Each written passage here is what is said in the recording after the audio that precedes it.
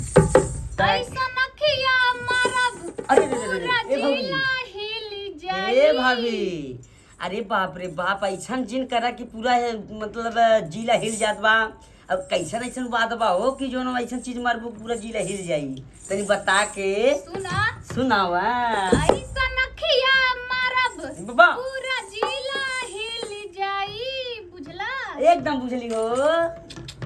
हमें तो बड़ा डर लागता तब ऐसा नखिया मारब हाँ। पूरा जिला हिल जाई। सुना त एगो चुम्मा कि एगो चुम्मा त एगो चुम्मा दे दा धनवा रनवा मिलियन में जाई। एगो चुम्मा दे दा धनवा रनवा मिलियन में जाई।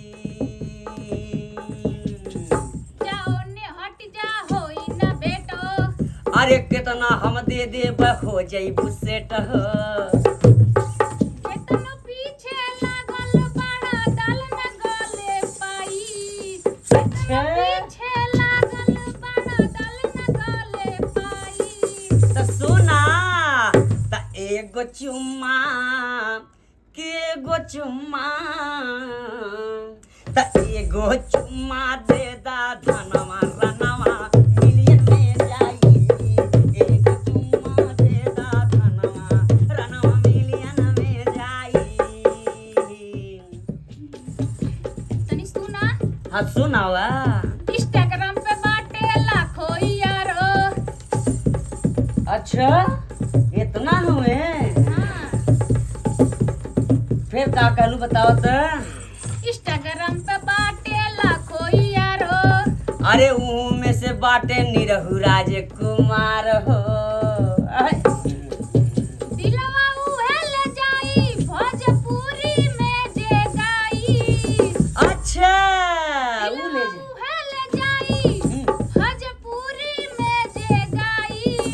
ए, त सुना ए धन एगो चुम्मा कि एगो चुम्मा